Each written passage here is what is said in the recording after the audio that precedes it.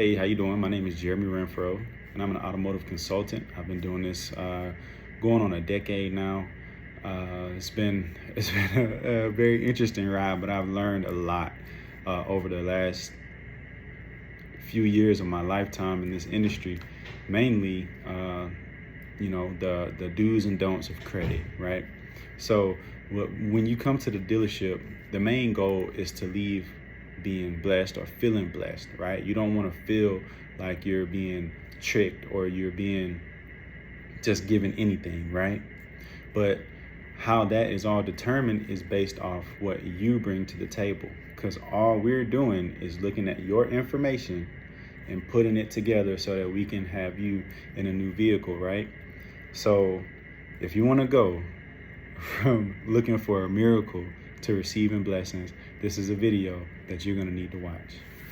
Hey, how you doing? My name is Jeremy Renfro. Once again, I'm an automotive consultant. I've been putting cars on the road going on a decade now. I've pretty much worked in every section of a dealership, and I have a pretty good understanding of what's going on and what to do and what not to do with your credit. And so let's get into it. So what makes good credit, right? So first things first, we're going to break down the list of what makes a good credit score and what the percentage and what's weighed out on your credit score, right? And how it's weighed, right? So we're going to go from the least to the greatest factors on your credit. So your types of credit, which is number one, well, actually would be on the bottom of the list, but the types of credit that you have is probably the least amount. It's probably the least the thing that's weighed the least. I'm sorry. It's the thing that's weighed the least. Your new credit as well, because you can get credit regardless, right? So if you have bad credit and you have enough money to put down, you can still receive credit, right? The length of your credit history probably is right there in the middle. It's about 15% of your score in general. So it's not necessarily, because you can have one credit card for 10 years, right? And never have any other credit. And it's basically like you have no credit, right? Depending on what you're trying to purchase, right? So your amounts that's owed is probably about 30%, 30 to about 35% of your actual score. So the amount that you owe based on your utilization, right? So if you owe, let's say you have a credit card for $1,000 and every single month you're using $999 of that $1,000 credit card, that's gonna weigh very heavy on your score, because it's showing that you actually need that. Like, you're living off that score. I mean, you're living off that amount of money, or you're using it constantly. So it's not there for an emergency, it's there for everyday purposes. And that's not what you want, right? So your payment history, obviously your payment history is going to be the biggest factor of all the factors that's being calculated, because it's not necessarily the fact that you can make those payments. It's looking at the history, because at one point in time you may not have been able to make those payments. Now all of a sudden you can, right? So they're going to look back at it like, oh, well, when this person didn't have that money, guess what they did? They didn't pay it. Their car got repoed, their house got repossessed. I mean, their house got foreclosed on, whatever the case may be. So that matters, right? So your history is the biggest factor, right? So you want to make sure that, you know, when they tell you, oh, don't pay off old collection accounts and things like that. Yes and no, right? So if you want to prove a good history, you know, it's not necessarily a bad thing to make those payments on old accounts that's going into collections. It's not necessarily a good thing, because it's not going to help you in the long run. It's just going to show that you just started making payments again, right? But over, let's say, a course of 7 years, right? Let's say, boom, you were making your payments, then you lost your job, then boom, you got a job again and you made your payments. They're going to say, hey, you know what I'm saying? This is a person who is willing to, you know, do what they need to do. Even if something happens or goes wrong, he's going to get right back on the ball, right? And get the thing rolling, right? So your good credit reflects a history a responsible credit management, right? So you want to you want to look at yourself as a business, right? So, and these credit accounts are your customers, right? So how good you treat your customers determines how many more are going to come back, right? How much repeat business are you going to get, right? So you want to look at your credit as your business. You are a business, right? So if you know you go to the car wash and every time you go to the car wash, your paint gets scratched, guess what? You're not going to go to that car wash. And then you're going to go to the other car washes, or you're going to go to your other friends. You're going to say, hey, man, don't go to that car wash. Every time I go there, my paint getting scratched. And that's the same thing that they're doing with your credit. They're looking at it like every time we try to give this person a car, every time we try to give this person anything, they didn't make those payments. They didn't do anything. They let it go to waste, right? So you also want to have a good mix of credit. So credit in the sense of a credit card, a vehicle, not necessarily a home loan. That's a whole another category that we're not talking about at the moment, but we're just talking about the simple everyday credit, right? So your credit cards, your car, let's see, you might have furniture, you might have, the everyday things, right? So a good credit score, first off, before we get to the good credit scores range from 300 all the way to 850, right?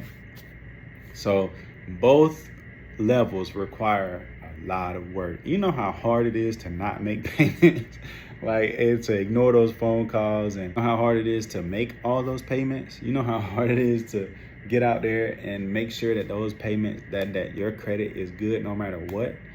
It's very hard. Either way, it's very hard. You don't want to really put yourself in any position like that. You want to make sure that your life is set up to run smoothly, right? So you don't want to be in a position for miracles. You want to be in a position for a blessing, right? So you have to manage your things properly, okay?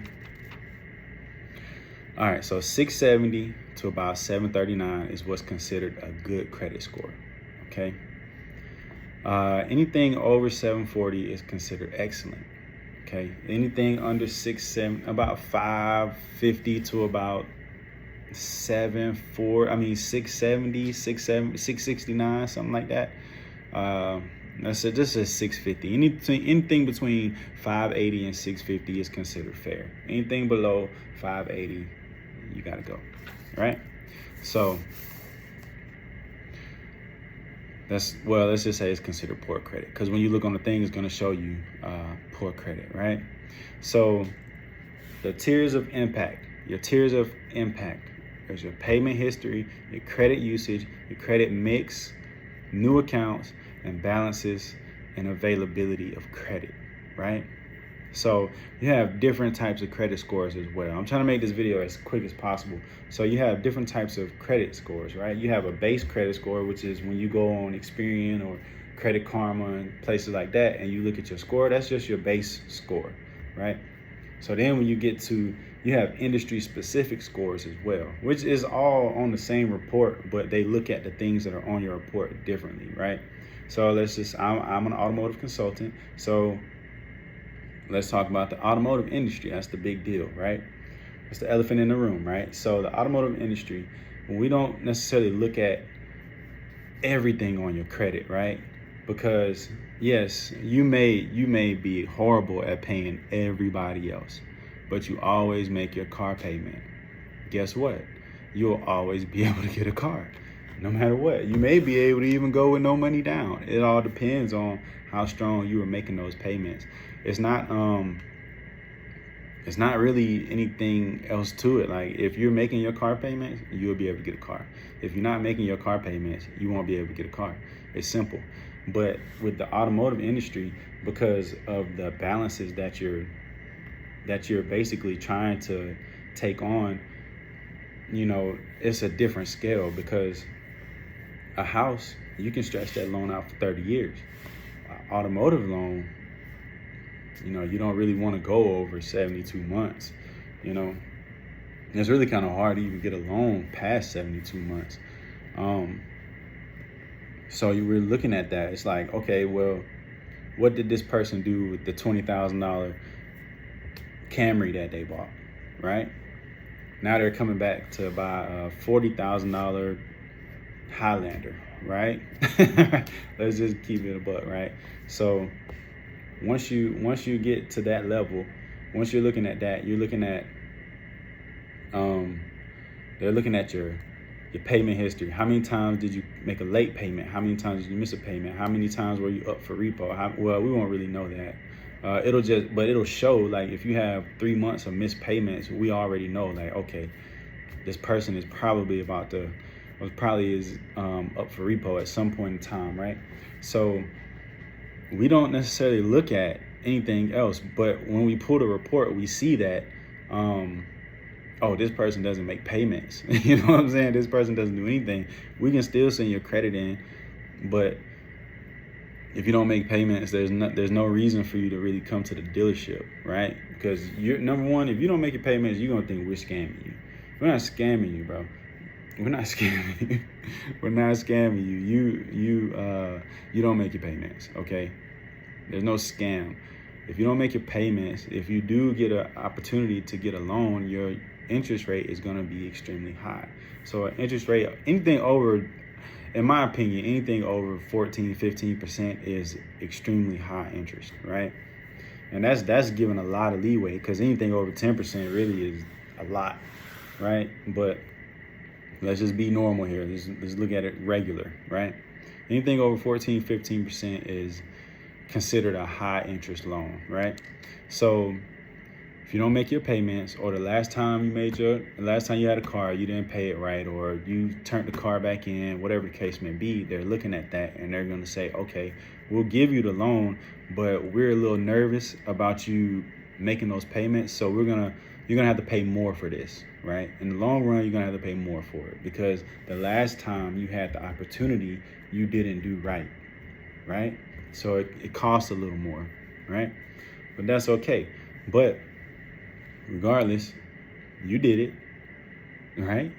Own up to it, make those payments, so the next time you come back, you won't have to worry about it. Stop complaining. You know you didn't make the car payments. You know you didn't pay your credit card. You know you maxed out all your stuff. You know you did all of that, right? So don't complain. Just fix it, right? So how do we fix it? First thing you want to do is make at least your minimum payments, right? The minimum you can do. I'm talking about, if they'll let you put $5 on it, put $5 on it, man. You don't got to do it every week. It's every month. You know what I'm saying? They letting you put $5 on it, put the $5 down. All right. So you want to keep your credit balances low. That's what I was talking about in the beginning. So if you have, let's keep it kosher. You have $100 credit limit, maybe $20, $30 out of that consistently, right? So, you know, you want to get you some gas, you want to get you some lunch, everything like that. That's perfectly fine. You can do that. I'm not going to tell you any tricks and tips and all that in this video. This is just an introduction, right? So you want to also open up accounts that are going to report to your credit. So if it's furniture, if it's a cell phone, if it's your rent, if it's anything like that, whatever the case may be, you want to report it, because what we're going to work on is having a credit history, right? So if from today, let's go from today back, right? Your history is not good. Let's just say that your history on your credit is not good. So from today forward, how do you want your credit to look? It's that simple. You don't have to do any of the tricks. You don't have to do any credit wiping. You don't have to do any of that, man. I'm telling you, because we can see it anyway. People looking at your credit, we can see that you wiped your credit. We can see that, you know, you had something removed or whatever the case may be. And that doesn't even affect your score. Like, it doesn't even, like, it's going to show that your credit is boosted. But what it's going to do when you come to get a loan, all it's going to do is just show that, okay, it's going to go back to what I just said. Okay, from this day, what are they doing from the time they wiped it till now? You get what I'm saying? So you can go around and get your credit wiped. You can go around and getting all the collections removed. You can do all of that stuff, right? But guess what? None of it's going to help you. You have to go, your credit history is what's going to help you. So if you wipe your credit or go do bankrupt, you go through bankruptcy, whatever the case may be, you wipe that credit, from that day forward, what is your history? Right? So your history is what matters. So you can leave these things right here and just fix it. Just start showing a positive payment history. That's all you got to do. make your payments. It's simple. You don't have to do anything else. I'm not here to entertain you. I'm not here to do any of that. I'm here to let you know that your credit history is what's keeping you from being blessed. You are in need of a miracle. So the goal is to not need a miracle. The goal is to be in a position to be blessed, right? So how do you go from needing a miracle to being blessed? You pick up where you are right now and you make those payments. You do the things that you need to do. Do all the work that you tried to put off, right? You go ahead and do it, right? So things that can increase your score. You got your negative items that fall off after a certain amount of time. You lower your utilization. So like I was saying, if you got $100, don't spend $100. Don't spend $1,000. Don't spend $10,000. Only give yourself 20, 30% of that. Trust me. I do this every day, all day, right? You pay off settlement, you settle collections or whatever the case may be, you pay it off. Now with that, you can do that, but it's not, what I'm saying is it's not gonna be the factor that gets your loan approved or not. You get what I'm saying? And it's definitely not gonna help you get a lower interest rate. Your history is gonna lower your interest rate, right? All right, so you wanna add on your payments. That's what's mainly is gonna increase your score, right? So it's payments and doing everything right with the history of your credit, right? So the things that can decrease your credit, making your credit card payments late, making your loan payments late, missing payments, things like that. Credit utilization decreasing. So that means if you had credit cards, you had a car, you pay your car off, you cut your credit cards up and everything like that, and you just stop. Now your credit score is gonna go down, right? Because it's not gonna stay the same because you still have negative things on your report, or you may not ever have had negative things on there, but there's no credit being used. So it's just gonna go down to a settle. It's gonna settle at a certain point, right? And then and the last time you looked at it, last time you used it, you may have had a 730, 800, whatever the case may be. Then you stop using it, you stop doing everything with it, and then you go back down, you look at it again, you're at a 680, right? Because that's where it's settling at. There's nothing to keep it pumping, right? And the biggest thing that you don't want to do that's going to decrease your credit is file for bankruptcy. Now, you as a person don't need to file for bankruptcy. If you have a business, that's a different level of stuff. But as a person, all you have to do is just pick your history up. You have to. That's all you have to do. So let's say you got a repo, you got 2-3 repos, and go to the buy here, pay here, whatever the case may be. As long as they're making those, they're reporting that stuff to the credit companies, go do what you need to do. You need to get positive history on your report. It doesn't take a long time. You just need 6 months to a year of positive payments. That's it. And your whole life will change. Just positive payments. That's all you need, right? So we don't take the easy way out. We're not going to just sit here and jump around filing bankruptcy every other day. We're going to take the time. We're going to do things right because we want to be put in a position to be blessed, not in a position to need miracles, right? So what do? We get our credit together, right? So the number one way you can help your credit right now is secure credit cards. If you have anything going on, if you have bad credit, no credit, whatever the case may be, secured credit cards are the way to go. The best ones that the best cards that I've seen are the Chime credit cards, and there's the Kickoff credit card, and then there's the Atlas. I believe the Chime and the Kickoff, you don't have to call in to make the payment. So what you put on the card is your payment. So if you put $20 on there, that's your credit amount for the month. And you've already made your $20 payment for the month, right? So you don't have to worry about missing that date. It's gonna put the money aside. So when it's time for that payment to be made, it's gonna be made for you. You don't have anything to worry about, right? So those are a great way. Right now in these days, that's probably the best way to do it, right? So where you don't have to worry about it, you just swipe your card and use it. Those are the best ways to do it. Now you got traditional secured cards where you got to call. It's just like a credit card, but you have to put your money on it, right? So you have to put $200, $300, $400, $500 on it, and those are great. Those are amazing. I've seen a lot of people one day they can't get a loan. They go get those cards, get a secure card, Discover card. Open Sky is a very good one.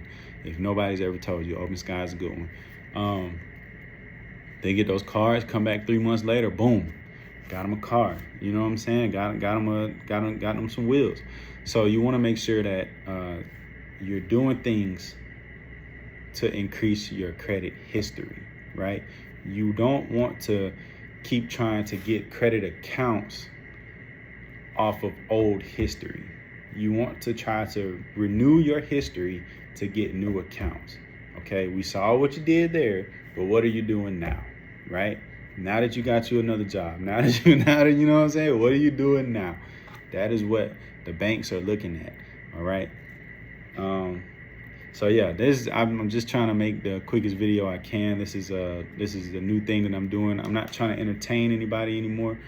I want to help you be able to walk into the dealership and get whatever you want anytime you want, right? So my name is Jeremy Renfro. I'm an automotive consultant. I've been doing this for about a decade now. I've worked everywhere from Chevrolet, Mercedes, Infiniti, Ford. I've done it all. I've been in service, I've been in sales, all of that. I've done it all, right? And this is the number one thing. Obviously, this is the number one thing that's holding you back because you're trying to get your credit right? You're trying to go to the dealership to get what you want. You see the nice truck, but you can't get it. They're putting you in a Corolla, or they're putting you in the Sentra. They're doing all of that. This is how you get to the truck. If you listen to me, I'll get you there. I can lead you to the water, but I can't make you drink.